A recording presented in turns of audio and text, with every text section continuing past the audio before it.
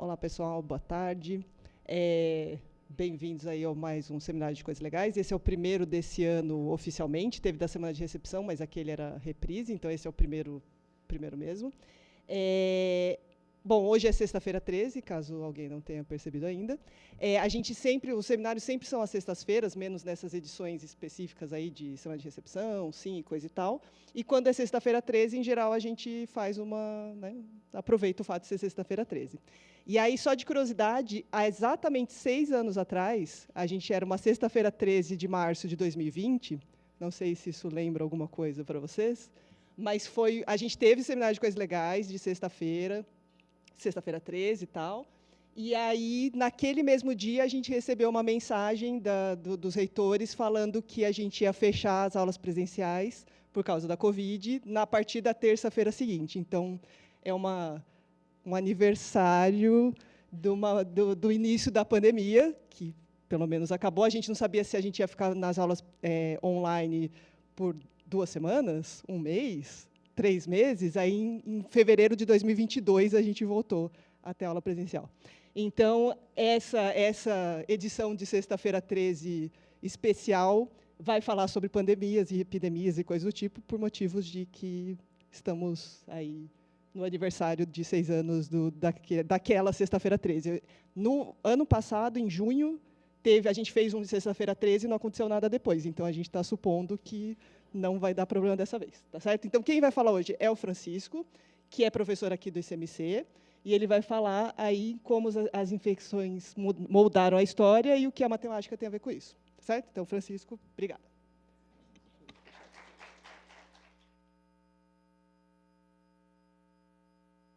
Conseguem me ouvir? Tranquilo? Então, vamos lá.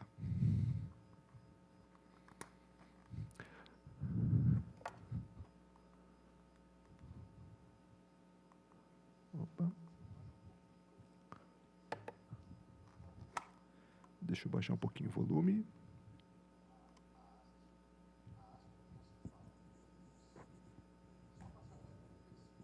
Tá. Tá bom assim? Beleza. Então, vamos lá, pessoal. Então, eu vou falar, basicamente, sobre como as epidemias moldaram a história. Então, a gente vai ver que a gente vive o mundo que a gente vive hoje porque as epidemias mudaram o curso da história. Tá? E depois eu vou mostrar para vocês como é que a gente consegue estudar isso aqui no computador, como é que eu estudo usando matemática. Tá? Então, basicamente, a primeira pergunta que a gente tem que fazer é por que existem epidemias? Tá? Por que existem epidemias? Por quê? A resposta para isso é a seguinte: a partir do momento que a gente deixou de ser caçador-coletor e passou a viver em cidades, o que aconteceu? A gente criou as vilas as pessoas começaram a se aglomerar, e elas começaram a criar animais. E esses animais, convivendo com os seres humanos, eles ficavam infectados, e essas infecções sofreram mutações e conseguiram infectar os humanos. Então, se você olhar, o sarampo, a tuberculose, veio da criação de gado, a gripe e a hepatite E veio da criação de porcos, e a gripe e a pneumonia vieram da criação de aves. Tá? Então, essas doenças, elas não são originárias dos humanos, elas vieram dos animais, porque a gente criava esses animais. Então, quando a gente começou a viver em cidades, as epidemias começaram a fazer sentido. Antes disso, se um grupo sofresse uma infecção e matasse todo mundo, ele não propagava para mais ninguém. Então, foi isso que aconteceu. E aí, o que aconteceu? A gente tem hoje várias e várias doenças que são originárias desses animais. Tá? Não só aquelas que eu falei, mas até mesmo o Covid, a gente acha que veio do morcego, a gente não tem certeza ainda, mas tem uma série de doenças que vieram dos animais. Tá? E a primeira vez que há um registro histórico sobre uma epidemia aconteceu lá na Bíblia. E aí o que aconteceu é que os assírios estavam tentando invadir Jerusalém. E aí, quando eles estavam lá preparados, os assírios, quem estudou lá no colegial lembra que tinha o Império Assírio era muito violento, né? Eles matavam as pessoas e botavam os caras em estacas, era terrível, né? Eles eram muito violentos. Estavam prontos para invadir Jerusalém, só que aí teve uma epidemia lá entre os soldados, e aí conta lá na Bíblia que morreu 100 mil inimigos, certo? Porque Deus enviou lá a epidemia. Então, quer dizer, o pessoal de Jerusalém ia perder, né, os judeus, aí Deus foi lá, trapaceou, né, jogou uma epidemia lá no exército e eles conseguiram se salvar, certo? Então, esse é o primeiro registro que a gente tem. Só que aí, quando a gente olha para as doenças na época antiga, né, que é quando a gente começa a ter realmente a história, quando o pessoal começa a realmente contar a história de maneira não épica, mas de maneira real, a gente vai ter lá o Apolo. Então, acreditava-se que o Apolo era um deus grego que mandava essas doenças, e aí o filho dele, o Asclépio, é o cara que ia lá tentar proteger a população das doenças e tentar curar. Tá? Então, o que acontecia? O pessoal fazia esses templos em homenagem ao Asclépio. Então, esses templos geralmente tinha lá banhos, era uma coisa mais limpa, né, para as pessoas fazerem uma higiene mais profunda, para que elas se salvassem dessas doenças. Tá? E aí o interessante é que foi o seguinte: a primeira pessoa que começou a ver doença de maneira não divina foi o Hipócrates. O Hipócrates é o pai da medicina, e o que aconteceu com o Hipócrates? Ele começou a ver essas doenças, e ele falou, bom, isso aqui não pode ser só de Deus, certo? Isso aqui deve ter uma origem aí de algum local, né?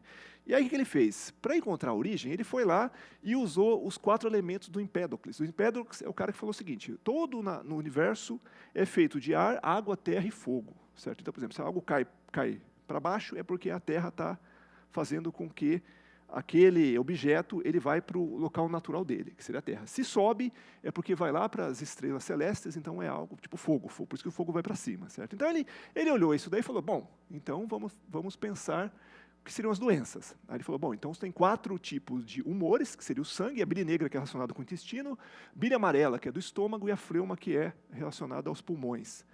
E aí ele falou o quê? Bom, quando a pessoa tem uma doença, o que vai acontecer é que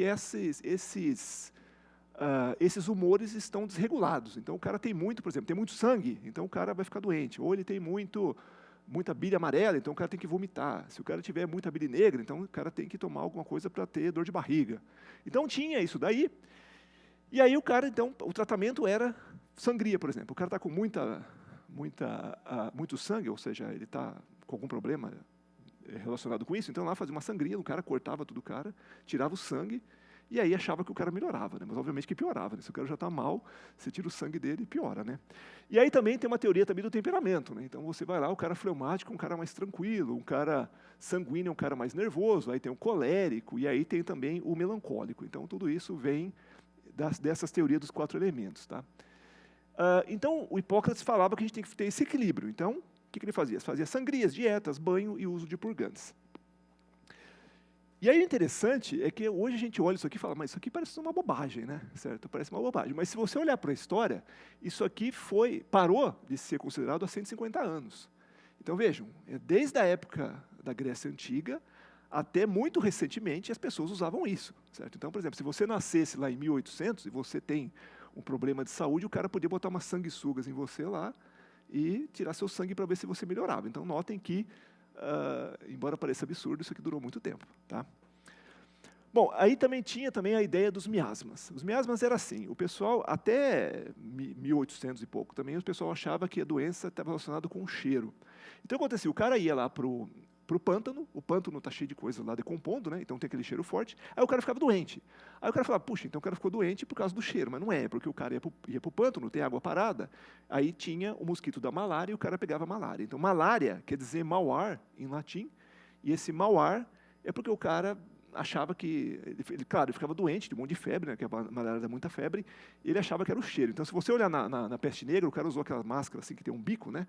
Por que tinha aquele bico? Porque o cara botava um monte de pano, algodão, enchia de algum tipo de perfume, porque o cara achava que cheirando aquilo lá, ele não ia ser infectado. Tá? Então, notem que, graças à ciência, a gente não tem mais isso, né? Ainda bem, né? Certo? Bom, mas aí, vamos lá. Então, aí o que aconteceu? Aí teve as guerras médicas no Império Persa, que é quando os persas tentaram invadir Atenas. Tá? Então teve essa batalha, a famosa batalha de Maratona. Então, quando a gente olha para a Olimpíada, o Fidípides, ele correu 40 quilômetros para avisar que eles tinham ganhado dos persas, né? E aí ele correu até Atenas e morreu. Então essa é a história. Então hoje a gente tem a Olimpíada, que é 40 quilômetros por causa da maratona, né? Da batalha de Maratona. Só que aí aconteceu. Como os persas perderam a batalha de Maratona, obviamente que eles não iam deixar barato. Certo? Aí o Xerxes, que é o Rodrigo Santoro, lá nos 300 de Esparta, ele juntou lá o exército e foi atacar de novo. Certo? Foi lá atacar de novo, fez várias batalhas, a Termópilas e a Salamina. E aí o que aconteceu? Quando eles estavam prontos lá para invadir de novo, aí ferrou. O que aconteceu? Os caras ficaram acampados num local que não tinha comida direito, não tinha provisões, né? Aí os caras passaram fome, começaram a ficar enfraquecidos. Teve uma epidemia lá de disenteria, né? Os caras começaram a ter diarreia. E aí o que aconteceu? Começou a morrer um monte de gente, os caras pegaram o exército e foram embora. Certo? Então quer dizer que a epidemia de disenteria salvou a democracia. Certo? Por quê? Porque quando a gente fala democracia, a gente fala, a Grécia é antiga. Não, não é a Grécia, é Atenas. Certo? Esparta não era democracia, as outras cidades não eram democracia, então era só Atenas. Então, se os persas tivessem vencido, o que teria acontecido? Talvez a gente nem soubesse o que é democracia. Então, vejam, é estranho pensar assim, né? Porque, vejam, um vírus, uma bactéria, provavelmente, que infectou um exército, que ia invadir Atenas, levou à vitória dos gregos, e isso fez com que a gente conhecesse a democracia, certo? Porque se eles tivessem ganhado, eles teriam destruído tudo, não teria sobrado nada. Tá? Então, a gente nem saberia, às vezes a gente nem saberia o que é filosofia hoje, certo? Então, vejam que, como uma epidemia acabou mudando o curso da história, né? Bom, aí o que aconteceu? Aí depois a gente teve a Guerra do Peloponeso, que é quando depois dessa batalha contra os persas, Atenas falou assim, bom, vamos nos fortalecer. Aí ela criou a Liga de Delos, e aí o que aconteceu? Eles falaram, bom, vocês vamos arrecadar dinheiro para a gente fazer um exército cada vez mais forte, para a gente estar pronto, quando os persas vierem, a gente está pronto. Só que Atenas foi esperto, pegou dinheiro, começou a melhorar a cidade, fez uma muralha em volta da cidade, começou a usar. Aí Esparta não gostou nem um pouco dessa ideia e falou, bom, aqueles caras estão usando dinheiro e estão ficando muito forte. Antes que eles fiquem forte demais, vamos detonar esses caras. Aí foi lá e começou essa guerra. E aí o que aconteceu? Durante a guerra, o pessoal de Atenas teve que se esconder, né? Se escondeu lá dentro da muralha.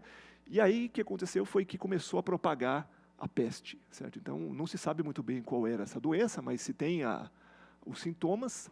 E aí o que aconteceu é que dizimou grande parte dos exércitos. Tá? E aí, quando dizimou os exércitos, o que aconteceu? O Alexandre o Grande estava lá no norte da Grécia, pegou o exército dele e veio tranquilamente e tomou tudo. Certo? Então, vejam, ele tomou tudo por quê? Porque os exércitos estavam enfraquecidos.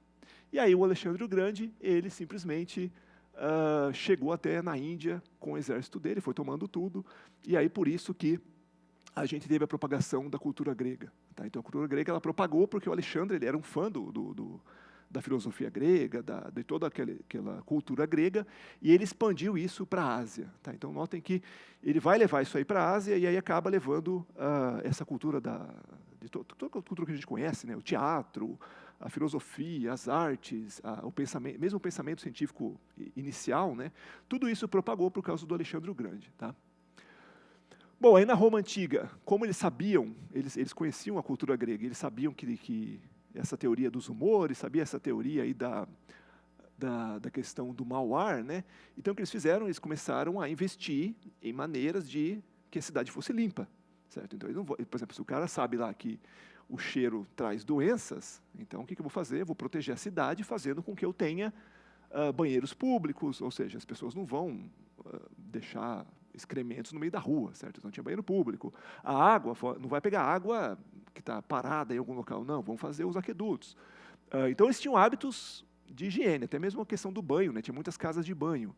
Então, hoje, a gente vive nesse nível de saneamento graças aos romanos. Tá? Então, os romanos que começaram com isso. Tanto é que depois da queda de Roma, o que aconteceu? Tudo isso aqui acabou. Certo? A Europa voltou a não ter nada disso. Tá?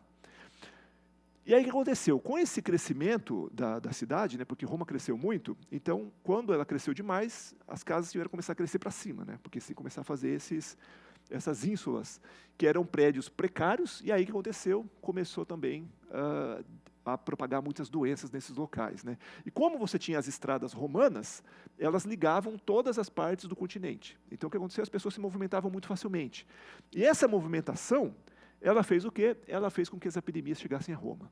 Tá? Então ela começou a vir as epidemias da África, da Ásia, e começar a chegar, e aí o que aconteceu é que foram transformando cada vez mais e influenciando cada vez mais a cidade. Então, se a gente contar só algumas, né? Então teve a peste dos Antônios, a peste de Cipriano, a peste de Orósio. Então teve várias que as doenças foram entrando. Por exemplo, o sarampo entrou pela África, da Etiópia veio, não sei qual é a doença ali, mas tudo bem. A varíola dizimou um terço ou um quarto da população. Então, veja, muita gente morreu, né, certo? Então, veio essas doenças, e isso veio em função dessa conexão de Roma tinha com várias outras regiões, né? Bom, e aí tivemos, no século VI, a chegada da peste bubônica na Europa. Ela chegou lá em Constantinopla, pelos navios comerciais que vinham da Ásia e da África. E aí o que aconteceu é que ela matou em termos de mais ou menos 5 a 10 mil pessoas por dia, certo? Então ela fez um estrago grande, né? E essa foi a primeira vez, certo? Primeira chegada da peste negra na Europa. E essa peste negra é interessante porque ela é transmitida pela pulga do rato, certo? Então provavelmente teve uma mutação em algum momento. A pulga do rato, ela tinha uma bactéria, essa bactéria está dentro dela, né? Aí sofreu uma mutação. Essa bactéria, ela obstruía o intestino da pulga, então a pulga ia lá, sugava o sangue, por exemplo, de uma pessoa, e aí ao mesmo tempo que ela sugava, ela regurgitava o sangue, né? Então ela regurgitava as bactérias na corrente sanguínea. E aí como o intestino estava obstruído, a pulga sempre tinha fome. Então ela saía picando todo mundo. Tá? Então o que aconteceu? A primeira coisa que aconteceu na peste foram morrer os ratos. Então os ratos começaram a morrer porque a pulga estava infectada. Aí depois começou a morrer o gato e cachorro também, né? Não foi só seres humanos. E depois, quando a pulga não tinha mais saída, ela começou a infectar o humano e aí começou a propagação para valer, né? E aí, em 1347, é quando ela chega de novo na Europa, só que dessa vez foi pior, né? Dessa vez ela chegou com tudo. Então, o que aconteceu? A Gênova, ela era uma cidade comercial e ela tinha uma sede em Cafa, que fica naquela localização lá na Crimeia. E aí o que acontecia? Ali ela fazia conexão, os produtos vinham da Ásia, né? Vinham as especiarias, vinha a seda da China, todos aqueles produtos. Dali eles pegavam e transportavam para a Europa. Tá? E aí o que aconteceu? Os tártaros, que eram um povo da Ásia, eles tentaram invadir esse ponto aí, a cidade de Cafa. Eles estavam querendo invadir, e aí só que a cidade é fortificada, né? E aí o que aconteceu? Eles começaram essa invasão, só que durante a invasão teve uma propagação da peste bubônica entre o exército. Aí começou a morrer gente.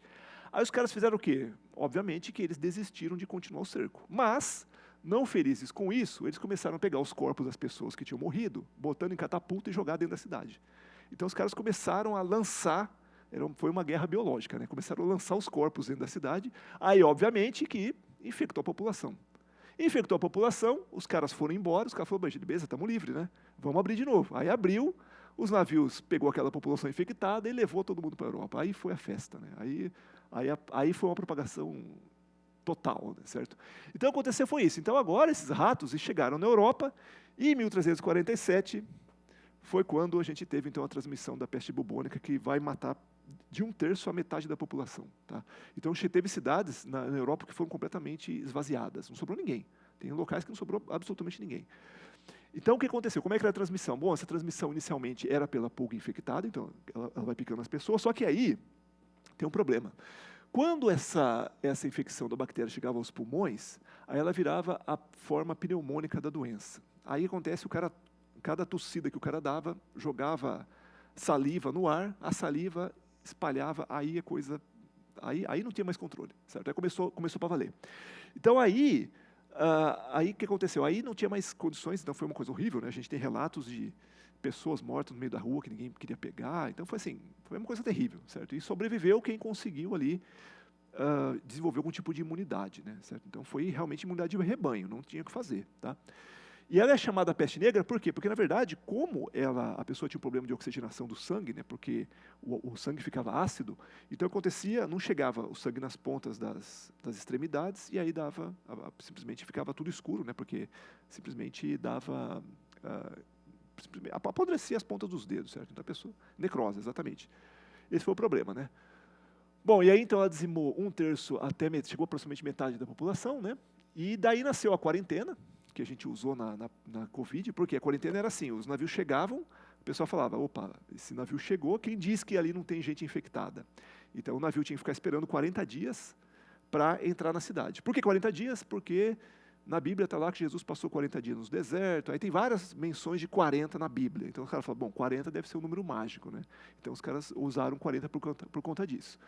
E aí, claro, que os caras criaram teorias da conspiração, né? Então os caras falavam que podia ser os miasmas, podia ser uma conjunção de Júpiter com Saturno, que estava deixando o ar mais úmido, ou podia ser até mesmo os imigrantes. Obviamente que imigrante sempre é aquela coisa, né? O cara é de fora, a culpa é dele, certo? Então muitos imigrantes foram perseguidos, principalmente judeus, Então, aí a gente vê que essa coisa de fake news não é de hoje, né? Então, a gente vê que a propagação é feia coisa, né? Mas uma parte interessante, olha só, se você olha a propagação da peste bubônica, ela começou ali no sul da Itália, certo? Em 1347. Mas ela só vai chegar na Escócia em 1350. Então, notem que demorou 3 anos. A propagação foi lenta, né? Ela foi lentamente propagando. Por quê? Porque quando você vivia na Idade Média, qual que era a sua saída? Você vivia numa aldeia, e se você se afastasse muito da aldeia, você podia ser morto, podia ser assaltado, as pessoas podiam fazer as piores coisas contigo, né? Então, o que as pessoas faziam? Elas viviam numa região de mais ou menos 5 quilômetros. Então, ali que o cara morava. E tem uma coisa interessante também, que é a questão das florestas, né? Se você entra numa floresta, sem celular, sem nada, você já era, você não tem como achar o caminho de volta, tá? Porque é totalmente igual, né?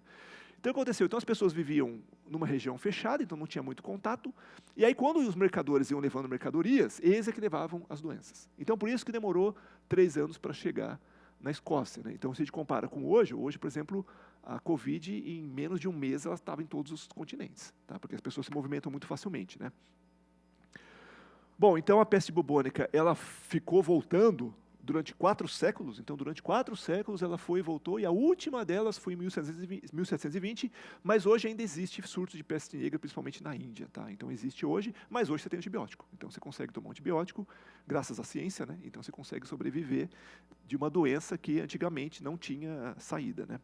E aqui é interessante, se a gente olha esse gráfico vai mostrar, a curva em preto é a população, então você vê que a população diminuiu rapidamente, certo? E só no século XVII ela vai voltar a crescer de novo. E aí você nota que o salário ele aumentou, certo? As pessoas começaram a ganhar mais dinheiro. Por quê? Porque no fundo faltou mão de obra, né? Então notem que quando falta mão de obra, oi? Isso é da Europa, exatamente. Então quando falta mão de obra, obviamente você vai ter que subir o salário, né? Então a galera ficou feliz que subiu o salário, só que aí que aconteceu, a população cresceu de novo, voltou a cair de novo. Então não adiantou nada, foi temporário, né? Mas aí o que aconteceu? A peste bubônica ela teve implicações importantes. Uma delas foi a crise do feudalismo, porque simplesmente não tinha mais ninguém para trabalhar nas terras, então começou os senhores feudais começaram a perder o poder, né? Então eles tiveram que se juntar aos reis, aí vai nascer o absolutismo por conta disso. Teve questionamento da autoridade da igreja, por quê? Porque morria padre. E o cara falou, peraí, mas está morrendo padre, então não é abençoado. Pelo amor de Deus, se o cara fosse abençoado, ele não ia morrer nunca, certo? E teve mosteiro que morreu todo mundo, não sobrou ninguém. Então o pessoal viu que, se está morrendo padre, tem alguma coisa errada com a igreja. Então o pessoal começou a questionar a partir disso. E também aumentou o interesse por medidas de saúde pública, né? Então o pessoal começou a falar, puxa, para não acontecer de novo, vamos descobrir o que está acontecendo, né? E aí o pessoal começou então a investigar as questões das doenças e começou então a nascer a ciência por conta disso, tá? Então ela, como teve uma separação maior com relação à religião, então a ciência começou a se desenvolver. E um fato curioso foi que o Newton ele criou, né, a teoria da gravitação universal quando ele estava em quarentena lá no sítio da família dele, né? Então fechou Cambridge, ele foi para o sítio da fazenda, como ele estava sem fazer nada lá, ficou pensando lá na teoria e conseguiu desenvolver então a teoria da gravitação depois que o Halley visitou ele e convenceu ele a escrever um livro sobre isso, né? Bom, aí outro surto interessante das epidemias é quando houve a invasão da América, né? Não é mais descoberta da América, né? Certo? Se a gente fala descoberta da América, eu vou falar então que a Rússia descobriu a Ucrânia, né? Certo? Então não é, certo? É invasão. Por quê? Porque é o seguinte, aí quando teve a primeira expedição não teve tantos problemas porque os caras demoraram muito para chegar, então quem ficou doente ficou durante muitos morreram, né? A maioria não chegou muito pouca gente lá com Colombo, mas na segunda expedição, aí a galera levou gripe, influenza, que seria a que a gente conhece hoje, e levou também várias outras doenças, né? Então o que aconteceu foi uma devastação total, certo? Então a população de 300 mil indígenas, vejam só, em Espanhola, que era uma das ilhas, sobrou 1.000, certo? Em 50 anos. Então você vê que foi dizimou simplesmente a população, né? Então eles relatam que 9 em cada 10 índios morriam devido a essas infecções. Então vejam que o pessoal não teve nem muito trabalho para dominar, né? Certo? Foi só levar a doença e a doença foi dizimando cada vez mais.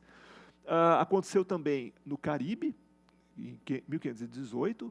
Aí depois o Império Azteca ele vai cair pelo domínio do Hernán Cortés, que levou o vírus da varíola. Então vejam que a epidemia ela foi um aliado, né, que matou mais até do que os combatentes espanhóis. E o Império Inca também não escapou, né? Então, lá no Peru, o Império Inca, o Francisco Pizarro, ele também acabou enfraquecendo o Império Inca por conta da propagação do sarampo, né? Então, vejam que estima-se que a população nativa da América, 90% morreu por causa das epidemias ou por causa dos assassinatos, né? Certo? Então, a gente vê que realmente foi um genocídio, certo? Então, a gente nota que realmente foi uma morte de muita gente, né? E aí, se a gente olha qual é o saldo final, né? Então, os americanos, os índios foram escravizados, certo? Então, muitos foram escravizados, muitos receberam o auxílio da igreja, né? Então, eles receberam a bênção da igreja, né? Certo? Então, foram catequizados e receberam também as doenças, né? E aí, os europeus levaram ouro e prata, levaram a mandioca, que é daqui da América, a batata, certo? A batata salvou, ela fez com que a população da Europa crescesse, porque eles só comiam trigo, e trigo não é tão fácil de cultivar quanto a batata, né? Então a batata ajudou eles a melhorarem muito. O fumo também veio daqui, só que eles levaram a sífilis, né? Então a sífilis provavelmente é daqui, da América, e eles levaram a sífilis para a Europa, tá? Então você vê que foi uma coisa completamente assimétrica, né? Então, claro, você pode falar, mas os americanos receberam a civilização, né? Então, depende do que você acha que a civilização é boa ou não, né? Bom, aí em seguida a gente tem na história a gripe espanhola, que a gripe espanhola foi durante a Primeira Guerra Mundial, né? Então ela apareceu lá, provavelmente nos Estados Unidos, em 1918. Aí os soldados infectados foram para os campos, lá para as trincheiras, e aí levou com eles. E aí o número estimado é de 22 milhões e 100 milhões de pessoas que morreram de gripe espanhola, tá? Então, se a gente olhar cidades aqui em volta, por exemplo, em Araraquara tem um cemitério que foi feito por causa da gripe espanhola. E aqui em São Carlos eu notei que morreram 158 pessoas, tá? Então, chegou aqui também nessas regiões, né? E aí, se a gente olha a gripe espanhola, ali está o número de casos de morte em Londres, né? A gente vê que cresce rapidamente. E o interessante é que a gripe, ela pegava o pessoal mais jovem. Tá? Então, essa era uma coisa interessante, porque geralmente, o Covid geralmente pegava as pessoas de mais idade. A gripe não, você pode ver que o pico ali é entre 5 e 45 anos, mais ou menos. Então, ela tinha uma tendência a infectar pessoas jovens. E, além do que, tinha os picos que nem aconteceu com a Covid, né? Então, por exemplo, a segunda onda, vocês verem que é muito pior que a primeira, né? Então, foi uma mutação, provavelmente. Então, foi o H1N1, ele sofreu uma mutação, e aí essa mutação vai fazendo com que ele vai se adaptando ao ser humano e ele acaba sendo menos letal, né? Certo? Chegou ao Brasil e, obviamente, que teve um descaso do governo, né? Obviamente, o governo sempre acha que não vai acontecer nada, certo? Fala, não, é só uma gripe que não vai acontecer nada, fiquem tranquilos, certo? Toma aí alguma coisa, aí sei lá, por exemplo, fala-se que a caipirinha foi inventada nessa época, né? Que a pessoa fala, toma conhaque com limão. Aí os caras que não tinham conhaque, era mais pobre, tomava pinga. Aí tomava pinga com limão, o cara falou, tá meio azedo, vamos botar um açúcar. Aí botou um açúcar, pronto, o cara criou a caipirinha. Tá? Então, provavelmente nasceu disso daí. São Paulo teve que fechar teve que fechar tudo, né? Então teve também um lockdown em São Paulo, obviamente se reclamou muito. E também, obviamente, que teve os remédios, né? Claro, você olha lá que tem o comprimido de Oxyform, que você tomava e aí você se curava da gripe espanhola, né? Certo? Então vejam que sempre teve esse padrão de propagação de coisas mágicas, né? Certo? Então, sempre tem, não adianta. Ao longo da história, você vê que a história se repete. Por isso que é importante estudar a história, porque você vê que as coisas se repetem. O comportamento é sempre o mesmo, né? Então, a gente vê que os padrões se repetiam, aí tinha isolamento social, eles usavam a máscara, né? Então, muito do que a gente usou na pandemia de Covid já tinha sido usado na gripe espanhola, tá? Então, a gente nota que desde a Idade Média, as pessoas vêm tentando maneiras de tentar evitar a propagação. Então, quando se falou em fechamento, em lockdown, não foi a primeira vez. Isso já tinha sido feito antes. Não foi invenção do governo, não, foi invenção de ninguém, certo? Isso já tinha sido feito antes, desde a época da peste negra, tá? Bom, como consequência, a gente foi criado os sistemas nacionais de saúde para tentar monitorar essas doenças. Foram criados os institutos de pesquisa epidemiológica, então isso foi bom, porque começou a estudar realmente em laboratório os vírus, tentar entender quais são as implicações, como é que eles sofrem mutações, tá? Se começou a coletar dados de saúde pública e vigilância epidemiológica, então hoje a gente tem um controle, por exemplo, você vai lá no Infogripe, você sabe quantos casos de gripe você tem no Brasil neste momento. Tá? Você consegue monitorar. Então começou a se monitorar, e aí, claro, que tudo isso foi usado nas epidemias posteriores, né? Então, a gente já estava muito melhor preparado do que estava anteriormente. E aí, finalmente, veio a Covid, não precisa nem falar, né, certo? A gente teve várias ondas, e aí o Brasil teve em torno de 700 mil mortos, né? Então a gente teve a Covid, e a Covid a gente já sabe como foi, né? E o interessante, só para terminar essa parte da epidemia, é que se a gente olhar o DNA humano, 8% do nosso DNA ele foi modificado por vírus. Tá? O vírus, então, tem um tipo de vírus que é chamado retrovírus. Ele geralmente ele coloca o RNA dele dentro do núcleo celular e acaba modificando algumas partes do DNA. E aí o que aconteceu? Quando ele infectou espermatozoides ou o óvulo humano, essa pessoa que teve um filho passou para o filho dele, a pessoa passou para o filho, né? E isso fez com que algumas funções que a gente tem hoje, isso aqui, claro, isso aqui foi milhões de anos, tá? Isso aqui foi desde quando a gente ainda vivia nas florestas, né? Isso, por exemplo, a resposta imune que a gente tem hoje e a formação da placenta, acredita-se que é por conta dessa parte do DNA que veio dos vírus, tá? Beleza, mas agora o que a matemática tem a ver com isso, né? Então a gente sabe, o que a gente sabe é o seguinte, a gente sabe que as epidemias elas foram importantes para mudar a história. Então elas mudaram a história realmente, certo? A gente viu que pequenas coisas que aconteceram, as epidemias levaram a mudanças drásticas. Então a gente hoje vive nesse mundo do jeito que ele é, porque as epidemias de certa forma influenciaram, tá? Então a pergunta é possível prevê-las?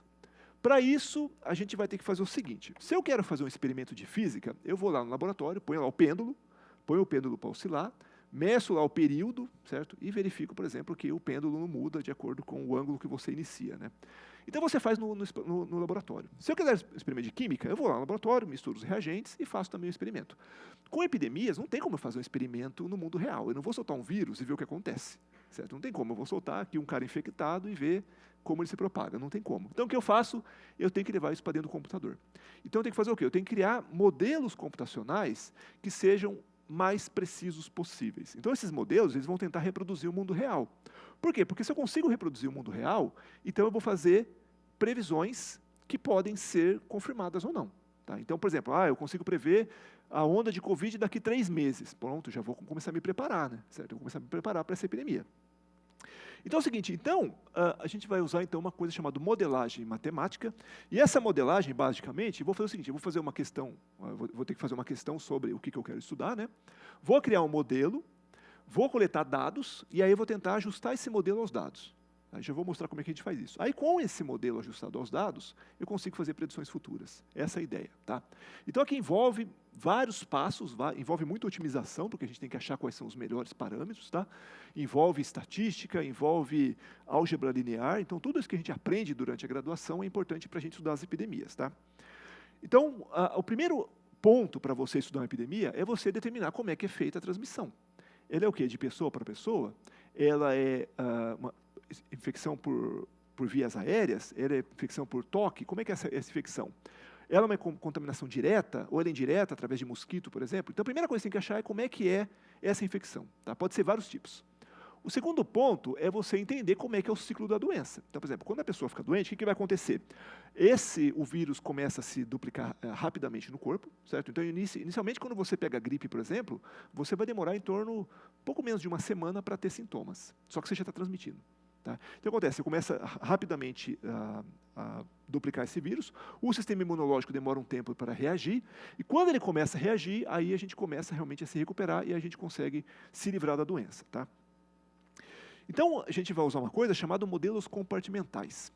O modelo compartimental, ele vai assumir que você pode ter alguns estados. Então, o primeiro estado seria o suscetível, quando você não tem a doença, ou você fica infectado e depois você pode ter duas possibilidades nesse modelo mais simples. Tá?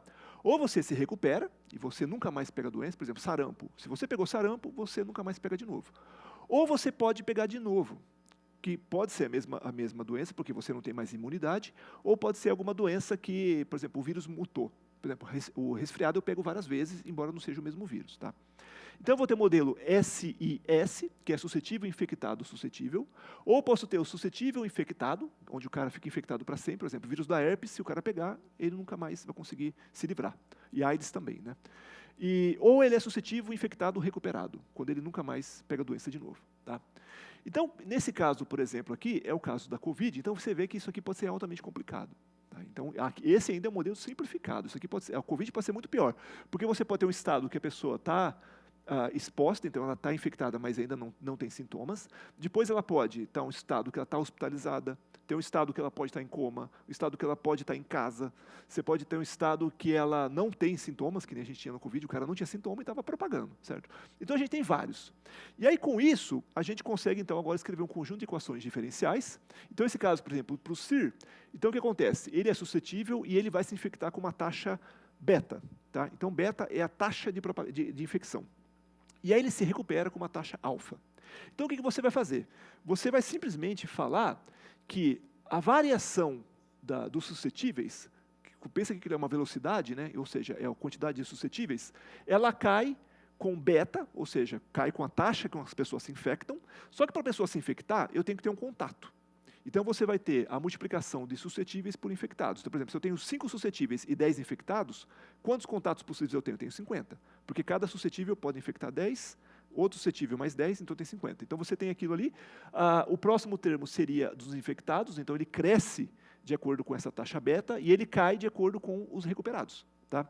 Então você tem esse conjunto de equações e quando você resolve essas equações e você ajusta quem é o beta e o alfa, você vê que você consegue chegar bem à curva dos dados. Tá? Então, o McKendrick e o Kermack, em 1927, eles propuseram o primeiro modelo de propagação de epidemias usando equações diferenciais. Então, você nota que aqueles pontos são o número de casos numa escola da Inglaterra, em 1978, e a curva tracejada é o ajuste do modelo. Então, você vê que funciona bem.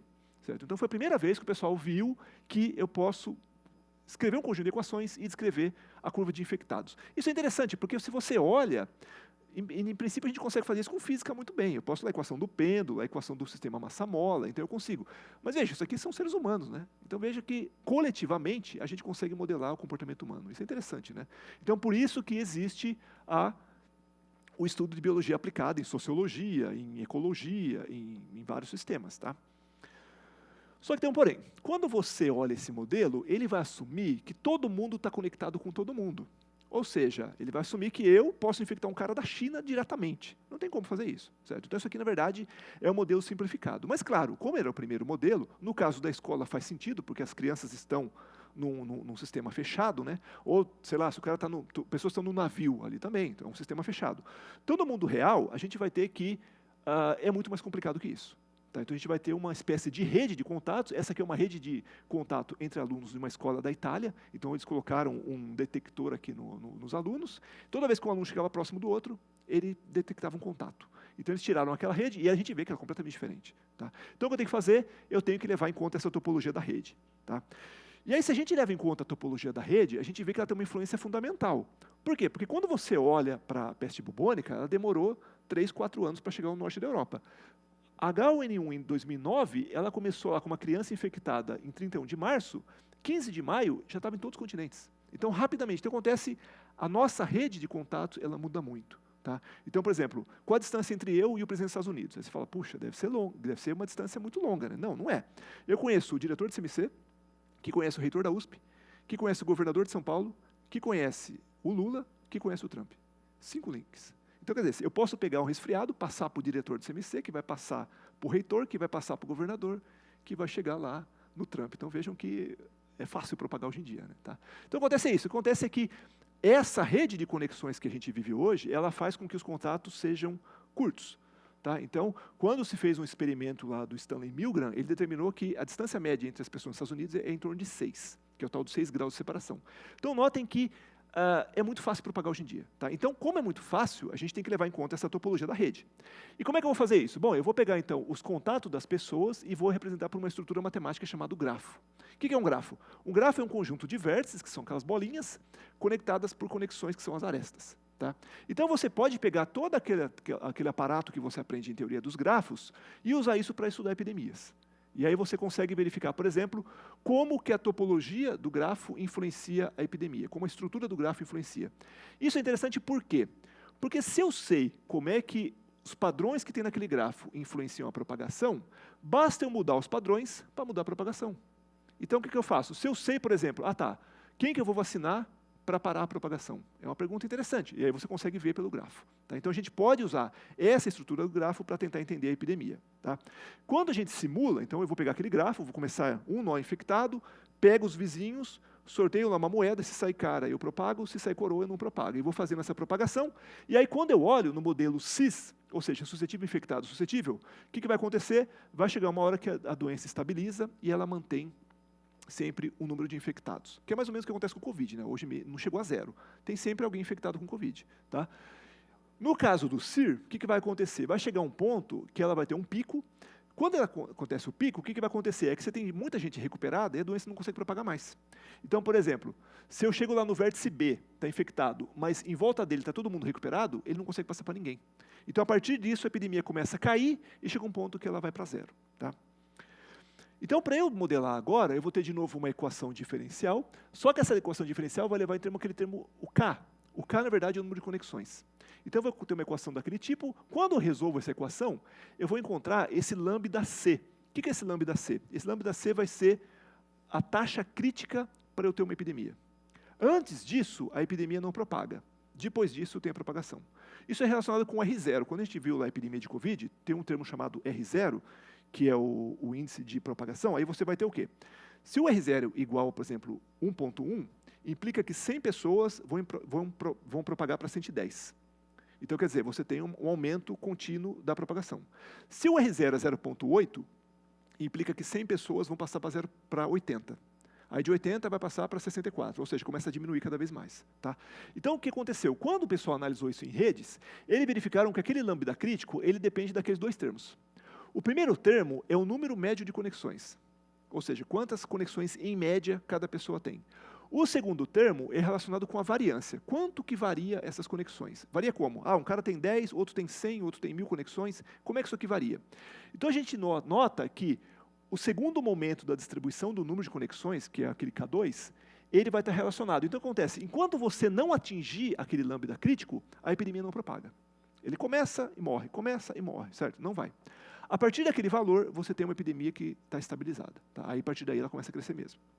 Então, a gente nota o quê? A gente nota que, como esses dois termos dependem da topologia, a gente mostra que a estrutura da sociedade influencia na propagação.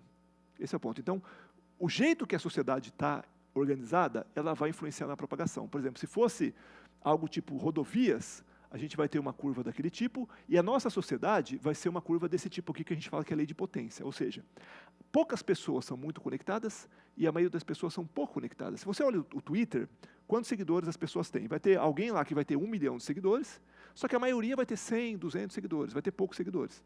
Então, a gente tem uma estrutura altamente heterogênea que a gente fala. Então, tem hubs. Esses hubs é que vão definir a propagação. Tá? Então, quando você olha, você calcula esse lambda crítico, dá para mostrar que se você tiver uma distribuição daquele tipo que eu falei, sem escala, o que vai acontecer? Esse lambda crítico é praticamente 0. Então, implica o quê? Implica que, como a gente tem hubs na sociedade, a nossa sociedade é o meio ideal de propagação de doenças. Então, por isso que propaga tão fácil. Então, o jeito que a gente está conectado é excelente para o vírus. Certo? Excelente. Então, esse é o nosso calcanhar de Aquiles, que seria a presença de pessoas altamente conectadas. Só que tem um porém. Ao mesmo tempo que isso é ruim, isso acaba sendo bom. Por quê? Porque você pode vacinar essas pessoas que são altamente conectadas, ou que são os hubs que estão propagando a doença. Então, por exemplo, uma coisa que você pode fazer é usar esse paradoxo da amizade para você infectar. Então, o que quer dizer isso? Em média, os seus amigos têm mais amigos que você. Por quê? Se você olhar esse desenho aqui, aquela pessoa do centro, ela é muito conectada. Só que uma pessoa muito conectada é raro.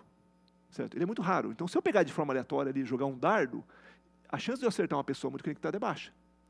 Só que acontece, ao mesmo tempo, se eu pego uma conexão minha, há uma chance dessa conexão estar conectada com aquela pessoa, porque ela tem muita conexão. Então, por exemplo, eu pego lá no Twitter, eu sorteio uma pessoa aleatória. A chance de eu selecionar, sei lá, o Elon Musk é baixa. Mas a chance de eu pegar uma pessoa que está conectada, que segue o Elon Musk, é alta. Tá? Então, essa é a ideia do paradoxo. Aí você vacina, então, essas pessoas altamente conectadas, e isso faz com que você consiga conter a epidemia. Então, é isso que a gente fala quando a gente tem alguns vértices que são especiais. Né? Então, por exemplo, a gente tem os aeroportos. Alguns aeroportos são mais importantes que o outro. Então, eu vou ter que fazer o quê? Eu vou ter que botar medidas de proteção, principalmente nesses aeroportos. Não precisa ser todos, certo? Se eu vejo as pessoas, tem pessoas que são mais conectadas, mais influentes do que outras. Se você vai no Twitter, Facebook, todas essas redes, elas têm esse tipo de estrutura que é dado por aquela distribuição K menos gama, e isso faz com que a estrutura seja, ao mesmo tempo que ela é fácil de propagar, ao mesmo tempo ela é fácil de conter. Tá? Então, a vacinação, por exemplo, quando teve a vacinação de Covid, qual seria o jeito ideal de vacinar? É você determinar as pessoas que têm mais contatos sociais. Aí você vacinaria aquelas pessoas, você conseguiria deter a propagação rapidamente. Só que aí tem um porém, né? Aí você fala, puxa, mas as pessoas mais frágeis são as pessoas de mais idade. E aí, eu vou deixar essas pessoas sem vacinar? Então, é um dilema, né? A gente tem sempre um dilema para resolver. Tá? E tem também a outra maneira que a gente vai usar para predizer, é usar a aprendizagem de máquina. Tá? Aí você fala, pô, mas a aprendizagem de máquina não é computação? Não. Se você olha uma rede neural, no fundo ela é uma equação gigantesca. Tá? É uma equação matemática, basicamente. A rede neural, basicamente, é álgebra linear com probabilidades e otimização. Tá? É basicamente isso. Então, acontece. Então, a gente pode então, colocar esses dados numa rede neural e tentar prever, por exemplo, qual é o número de casos de dengue que eu vou ter em alguma cidade do Brasil, por exemplo. Tá? Então, a gente pode combinar esses dados, treina um modelo, e esse modelo vai ser usado para fazer predições. Tá? Então, aqui, por exemplo, no caso do Brasil, a gente pode considerar várias cidades e eu posso ir integrando. Eu posso, por exemplo, para prever São Carlos, eu vou juntar dados de Ibaté, de Limeira e Ribeirão Preto, por exemplo. Então, eu posso ir integrando esses dados e isso permite com que eu faça as predições cada vez mais precisas. Tá? Bom, e a pergunta básica é, e as próximas epidemias? Certo? A próxima epidemia é o seguinte, a pergunta não é se vai ter, a pergunta é quando. Certo? Porque vai ter. Tá? Hoje temos duas possibilidades para tentar conter. A primeira delas é tentar fazer um mecanismo de vacinação eficiente. Então, em 2018, um pessoal de Cambridge fez o seguinte, fizeram um aplicativo de celular, certo? Aí as pessoas soltaram pela BBC, então as pessoas baixaram o aplicativo, e aí uma pessoa, lá, a apresentadora, ela foi numa cidade pequena, numa academia, e aí toda vez que chegava perto de uma pessoa, ele transmitia o vírus para o outro, pelo celular, obviamente, né? Tá? E aí eles fizeram esse experimento, então seria um experimento de mundo real, e verificaram que foi terrível, certo? Foi terrível, em 2018, né? Então, só que os caras não fizeram nada, acharam aquilo muito bonito, muito legal, tal, mas ninguém fez nada, certo? Aí chegou a pandemia de Covid, não estavam preparados, tá? Então é o seguinte, então, uma maneira de fazer isso é a gente ter o monitoramento das pessoas. Só que tem um dilema. Se eu monitoro as pessoas 24 horas por dia, a gente tem uma quebra de privacidade. Certo? Só que, ao mesmo tempo, você consegue proteger mais a sociedade. Então, é o seguinte, um dilema que a gente vai ter em breve é pensar como que a gente vai lidar com isso. O que é melhor, eu perder a privacidade e arriscar mais, ou eu manter minha privacidade e paciência, né? Tá? Então, a gente vai ter que pensar nisso. Então, uma maneira é fazer essa vacinação eficiente. Outra coisa é usar esses métodos de inteligência artificial para tentar prever as mutações. Então, por exemplo, se eu vejo um vírus e consigo determinar as mutações ao longo do tempo, eu posso tentar prever quais são as próximas mutações, porque as mutações não são totalmente aleatórias, certo? Se for aleatório, o vírus morre rápido, então são adaptações que ele vai ter, mutações, que fazem com que ele seja, por exemplo, mais fácil de transmitir. Então, se você usar esses métodos e conseguir prever, o que você faz? Você faz a vacina antes, certo? Então, quando sai uma certa mutação que vai gerar uma certa epidemia, você já está preparado. Tá? Então, tem gente fazendo isso em Oxford e tem o pessoal de Cambridge. Claro, tem outras possibilidades também, que é usando simplesmente a aprendizagem de máquina, mas a ideia é a gente tentar cada vez mais prever de forma que a gente consiga evitar as próximas epidemias. Tá? Então, quem quiser saber mais, tem esse livro História das Epidemias, que é bem interessante, que vai contar como as epidemias se propagam ao longo da história. Quem quiser estudar a parte de matemática, tem esse livro aí, que é interessante, que é o livro do Kelling, que é bem interessante, que dá para você ver como é que você modela uma epidemia matematicamente. E quem quiser a parte de redes, tem um artigo que a gente publicou lá, um artigo de revisão, que vai falar como é que você simula e você analisa epidemias em redes complexas. Tá? Então é isso, pessoal. Obrigado e até a próxima. Né?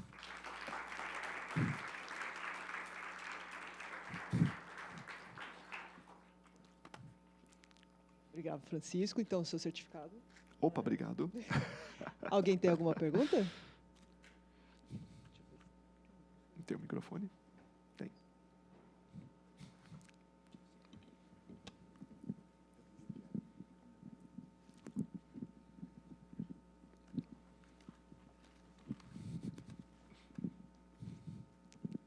Oi, boa tarde. Boa tarde.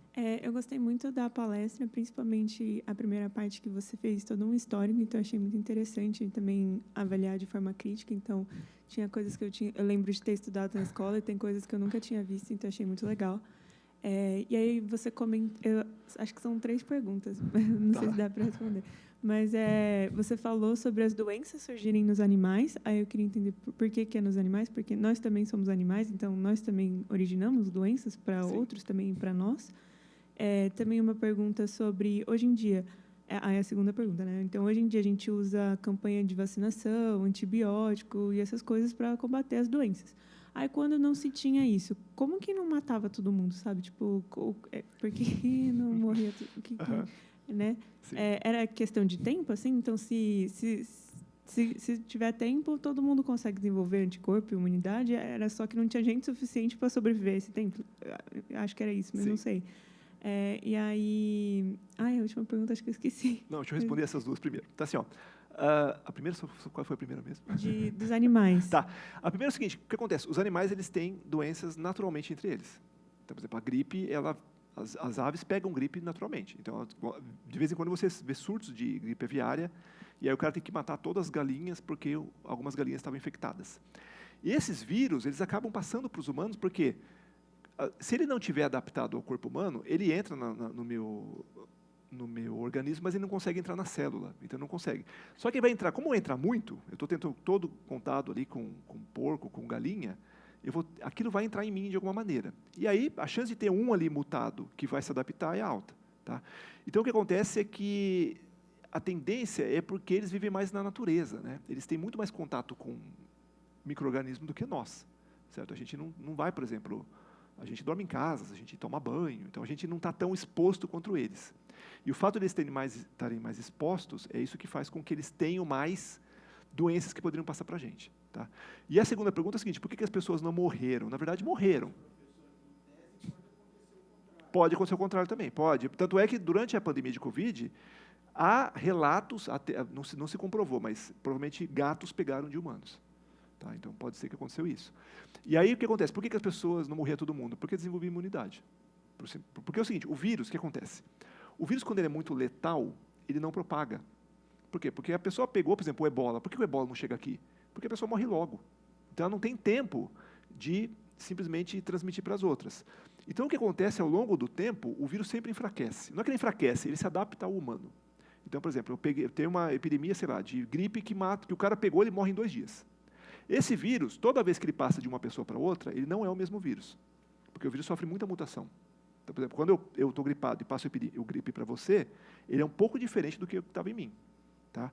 E aí acontece, nessa passagem, ele vai se adaptando de forma que, quanto menos pessoas ele mate, maior chance dele propagar.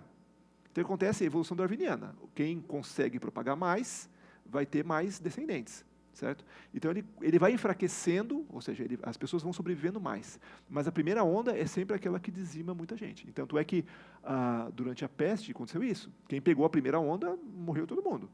Aí acontece, nas próximas, aí as pessoas que sobreviveram, ou seja, que não sofreram tanto com o vírus, elas andavam pela rua, elas passam para as outras. Aí o próximo, quem ficou um pouco mais, passa mais. Então, quer dizer, o vírus vai se adaptando ao ser humano. Tá. Eu lembrei a última pergunta. Sobre prever esses surtos, né, essas epidemias. Sim. Só é possível prever a volta das doenças ou não teria como prever algo novo? Né? Por exemplo, o Covid surgiu pela primeira vez. Aí você fala, se daqui a um tempo tiver uma nova onda de Covid, a gente talvez conseguiria prever e se preparar para isso. Sim. Mas não teria como... O problema é esse, porque é o seguinte, para a gente prever, a gente tem que ter dado. Certo? Então, por exemplo, para eu prever como é que o Covid vai mutar, eu tenho que ter o dado de todas as mutações dele. Agora, se eu pego um vírus que não está, sei lá, pego um vírus, por exemplo, que só dá em gato, não dá em humano, a pessoa não vai se importar, né?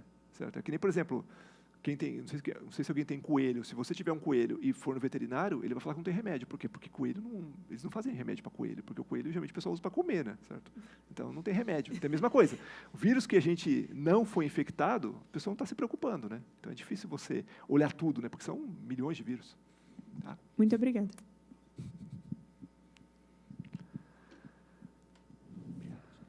Opa, tudo bem, professor? Obrigado. Eu queria agradecer pela palestra. Eu tenho uma pergunta sobre o seguinte. Queria saber um pouquinho mais sobre o estado da arte, da matemática que está sendo utilizada. Então, saindo um pouco dessas questões, se ainda os modelos RS R e SRI, Certo. ainda a gente tem alguma evolução desses modelos? Qual é o estado da arte das teorias dessas previsões? Eu queria saber um pouco mais disso. Obrigado. Geralmente você vai fazer o seguinte, você vai pegar as doenças que, por exemplo, eu quero modelar COVID. Aí você vai ter que ver quais são todos os estados possíveis que uma pessoa pode estar e como é que você tem a transição entre os estados. Tá? E aí você vai fazer o quê? Você vai primeiro construir um conjunto de equações e aí você vai tentar modelar isso numa rede, num grafo. Só que o que acontece? Quando você modela num grafo, você tem um problema que é o seguinte, se esse grafo for estático, que é o que geralmente a gente usa, ele não representa bem o mundo real, né? Ele tem que ser um gráfico dinâmico. Só que o problema é, como é que você modela a dinâmica de interação entre as pessoas? Então, quer dizer, o modelo ele pode ficando cada vez mais sofisticado, só que à medida que ele fica mais sofisticado, ele fica mais próximo do mundo real. Tá? Então, hoje, o estado da arte são esses modelos, mas não só com CIR, mas com vários estados, em redes que são temporais, e não apenas temporais, mas redes que você tem camadas. Então, por exemplo, eu posso pegar um vírus aqui e levar, sei lá, para outro local. Ou as pessoas se movimentam, por exemplo, no metrô, se movimentam na rodovia e se movimentam por avião. Então, você tem camadas. Então, quer dizer, hoje o estado da arte seria esse, mas o problema todo é como é que você modela isso. A gente não sabe muito bem ainda. Tá?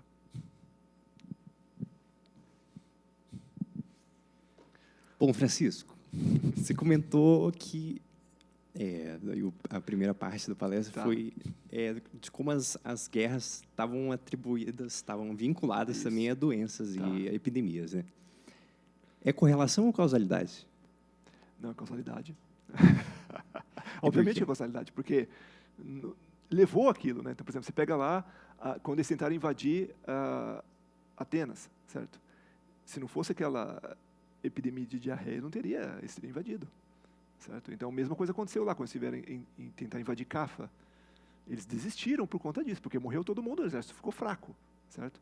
Se fosse causalidade, se fosse só correlação, provavelmente não teriam desistido. Né? Teriam morrido dos dois lados, provavelmente. Tá, então, é causalidade, sim. Obrigado.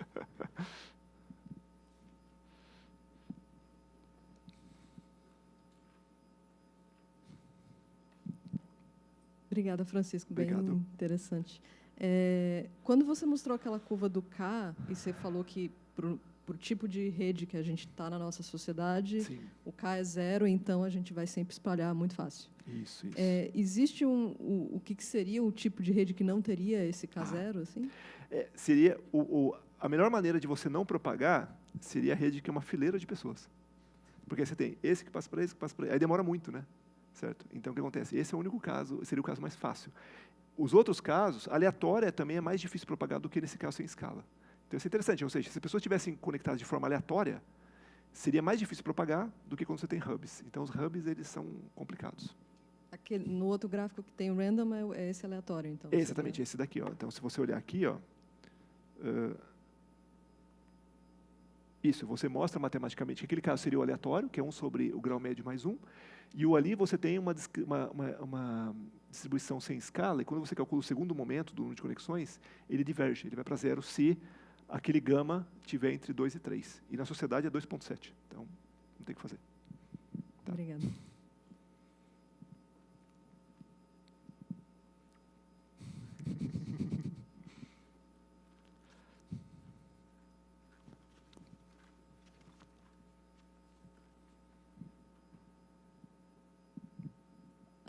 Da Covid para cá, teve alguma mudança? Assim, tipo, os indígenas tiveram uma outra ideia por causa da Covid ou tudo já tinha? As ideias todas já existiam antes e continuaram as mesmas? Assim?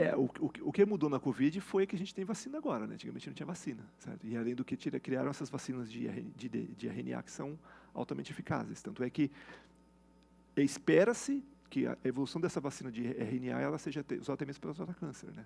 Então, é uma tecnologia completamente nova. Mas, em termos de algumas coisas se repetem. Então, por exemplo, a gente teve que fazer quarentena de novo, aí o pessoal reclamou da quarentena, sabe? Aí teve fake news, propagação, então as coisas se repetem. Mas, em termos de tecnológico, o que mais avançou foram as vacinas. Enquanto eu vou chegando na próxima pergunta ali, dá para fazer, então, dá para tentar simular como é que propaga a fake news também? Claro, é a mesma coisa. É uma infecção. É uma infecção mental. Primeiro, obrigado, professor. Obrigado. Achei a palestra bem muito interessante, desde a parte do contexto histórico até a parte matemática. Mas minha pergunta é mais para o final, que você disse que, bem, tecnicamente, teoricamente, tem um método ótimo de vacinação. Isso. Ou seja, pegar as pessoas mais populares, né? Isso. Que conhecem mais gente. Isso. Mas daí leva aquela coisa, bem, como é que o governo ou a empresa de medicina vai saber quem é o pessoal que tem mais conexões, além de invadir nossa privacidade, certo? Sim, exatamente. Então, na sua opinião, assim, tem algum método ideal para chegar nisso, assim, tipo, vacinar as pessoas, mas de chegar nesse método ótimo de vacinação sem quebrar a privacidade? De certa forma, a gente perdeu a privacidade porque o sistema telefônico sabe onde a gente está, né? Certo? E sabe exatamente. O Google sabe onde você está e onde você vai estar amanhã também, sabe? Então, consegue determinar. Agora, o problema todo é esse. Se a gente começa, sei lá, quando a criança nasce, você põe um chip nela, certo? Em algum local do corpo, você não sabe onde é, e aí você consegue monitorar essa pessoa 24 horas. Obviamente que ninguém mais vai roubar, certo? Ninguém vai cometer crime, porque o cara está sendo monitorado, certo? Teoricamente, né? Só que, por outro lado, se você pega um governo autoritário, e aí, né? Como é que você vai falar mal do governo, certo? Vai fazer um protesto. Ele vai saber todo mundo que está lá no protesto, certo? Aí fica muito fácil, né? Você controlar a sociedade. Então, o perigo é esse. O perigo é você controlar a sociedade de uma maneira, assim, muito autoritária. Então, o ideal, eu acho, é mais ou menos o que a gente está hoje, e talvez tenha um aplicativo que simplesmente monitora. Por exemplo, eu estou doente, eu venho aqui no aplicativo e coloco que eu estou doente, pelo menos ele dá um alerta para todo mundo que está na vizinhança, né? Esse seria o mais próximo que a gente consegue chegar. Acho que mais que isso, a gente corre risco de ficar na mão de governos que, às vezes, quer controlar as pessoas, né? Tá. É muito fácil, né? É muito fácil.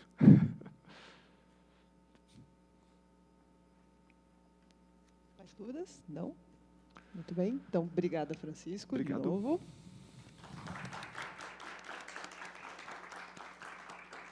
Bom, então, na página tem a programação para os próximos, ainda não temos definidos os detalhes, mas vocês podem ir acompanhando e quem quiser apresentar algum, depois vocês entrem em contato e a gente conversa. Tá bom? Então, até a próxima.